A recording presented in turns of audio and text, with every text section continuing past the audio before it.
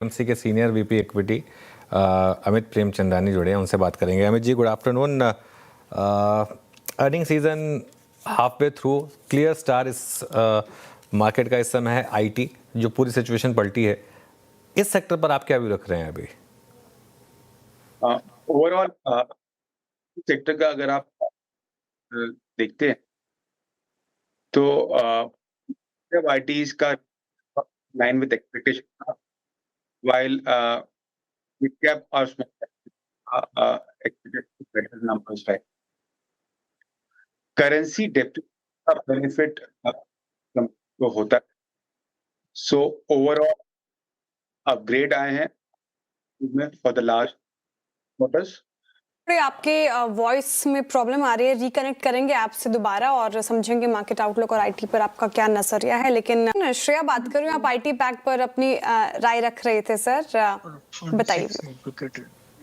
Developers नतीजों का बात हुआ, cap IT in line with expectation थे और mid and small cap better than expected थे, बिकॉज करेंसी डेप्रिशिएशन का आईटी सेक्टर को बेनिफिट होता है, इसीलिए अर्निंग ग्रोथ नंबर्स अपग्रेड हुए हैं आईटी सेक्टर्स के। वैल्यूएशन काफी कंफर्टेबल है। पिछले 2 सालों से एआई का जो प्रचलन हुआ है दुनिया भर में, उससे हमारी आईटी कंपनीज को रिलेटिवली नुकसान हुआ है, बिकॉज रेवेन्यू में काफी डिफ्लेशनरी इम्पैक्ट होता है।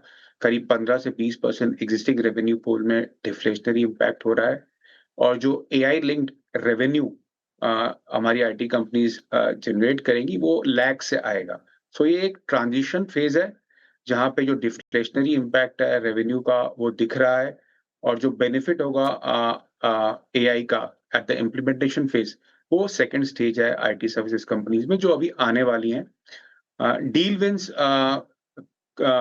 मिक्स्ड रही हैं। स्मॉलर और मिड कैप आईटी कंपनीज की डील विंस में काफी ग्रोथ रही है, जबकि लार्ज कैप आईटी कंपनीज की डील विन लगभग फ्लैटिश रही है। सो ये ट्रेंड है कि लार्ज कैप में डिफ्लेशनरी इम्पैक्ट ज्यादा दिख रहा है आईटी कंपनीज में, and mid and small cap specially mid caps में वो ट्रेंड म्यूटेड हो जा रहा है because of growth in AI linked revenue. इस सेक्टर में पॉजिटिव। अमित जी, एक दो सेक्टर्स पर उतरते हैं। आपने आईटी की बात की, यहाँ पे placement with in banks, PSU banks की कैसी लग रही है आपको इस वक्त? मैं इसलिए पूछ रहा हूँ क्योंकि फरवरी तक इस स्पेस ने डोमिनेट किया under the leadership of banks like state bank of India, Indian bank. उसके बाद सिंस ये वॉर शुरू हुई, आपको कभी क्रूड की चिंताएं, फिर एसबीआई के नंबर्स ने थोड़ा सा मायूस किया था, बट इस बार के numbers so far, I mean x of state bank of India, अब तक बेहद शानदार रहे हैं। पीएसयू बैंक्स की प्लेसमेंट कैसी लग रही है आपको इस वक्त?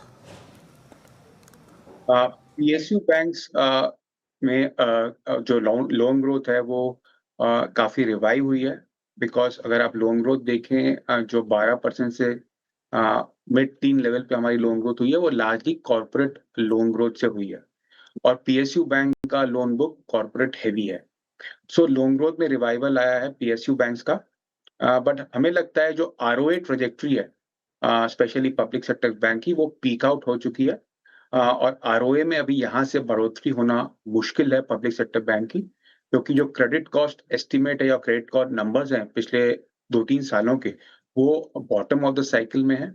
हमें लगता है थोड़ा उसमें इंक्रीज होगा, और अगले साल से जो पे कमीशन रिवीजन होगा पब्लिक सेक्टर बैंक का, उसका भी इम्पैक्ट आएगा जो ऑपिक्स नंबर में दिखेगा। तो ओवरऑल हमें लगता है कि जो आरओए ट्रेजेक्टरी है वो पीक आउट हो गई है पीएसयू बैंक में। हम अभी भी private banks, large private banks में ज्यादा बुलिश है, बिकॉज उनकी मार्जिन में हमें लगता है बढ़ोतरी आने वाली है, क्योंकि आरबीआई का जो रेट कट साइकिल है वो लगभग लगता है खत्म हो गया है, और जब और इनिशियल फेज ऑफ जब स्टेबलाइजेशन होता है और फिर रेट हाइक साइकिल आती है, तो जिन बैंक्स का मोर्टगेज बुक ज्यादा होता है उनमें मार्जिन अपटिक दिखता है, और प्राइवेट बैंक्स में ज्यादा मोर्टगेज बुक है।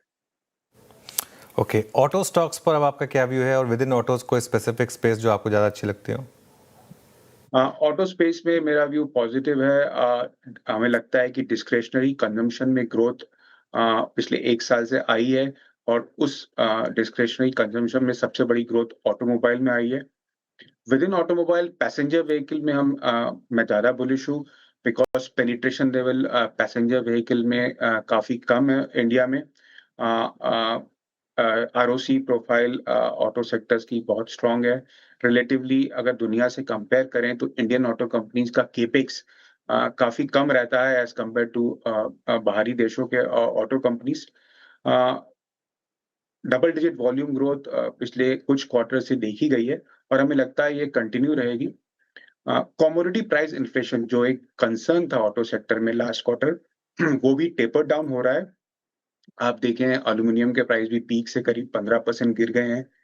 स्टील प्राइस भी पीक से करीब 5% गिर गए हैं और क्रूड जो कि एक इम्पोर्टेंट पैरामीटर है ऑटो सेक्टर के लिए, वो भी पीक से करीब 25-30% गिर गया है। So overall macro environment auto के फेवर में जा रहा है। ऑटो पर भी आपका पॉजिटिव नजरिया। अमित जी, ये सारे स्टॉक्स जिनकी अभी बात करूंगी काफ़ी चले हैं। पार इक्विपमेंट स्टॉक्स की बात कर रही हूँ, सीजी पार, जी वर्नोवा, हिताची एनर्जी। लेकिन जब चाइनीज कंपटीशन का एक डर आया था, थोड़ा स्टॉक्स टूटे भी थे, लेकिन शानदार रिटर्न्स कमा कर दिए हैं। इस गिरावट में क्या करना चाहिए? क्या आप लोगों ने एक्सपोजर बढ़ाया है? आपके पोर्टफोलियो में है क्या, और यहाँ पर क्या व्यू बन रहा है? हमारे जो पोर्टफोलियो जो मैं करता हूँ वो जनरली वैल्यू ओरिएंटेड पोर्टफोलियो है। उसमें पावर इक्विपमेंट कंपनीज का एक्सपोजर काफ़ी कम है और इसका रीज़न ये है कि वैल्यूएशन बहुत महंगी है इस कंपनीज की और हमें लगता है कि मार्जिन प्रोफाइल भी बहुत पीक लेवल पे है।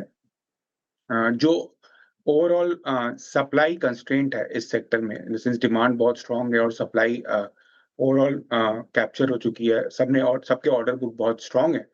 वो हमें लगता है ऑलरेडी रिफ्लेक्टेड है जो स्टॉक्स की वैल्यूएशन में है। इसीलिए मेरा व्यू इन सेक्टर में अंडरवेट है। ग्रोथ ओरिएंटेड पोर्टफोलियोज में इस सेक्टर का एक्सपोजर है। फिर अमित जी बहुत बहुत शुक्रिया, आप इस कार्यक्रम में शामिल हुए। सभी सेक्टर्स पर अपनी राय रखी, आपने बहुत बहुत शुक्रिया।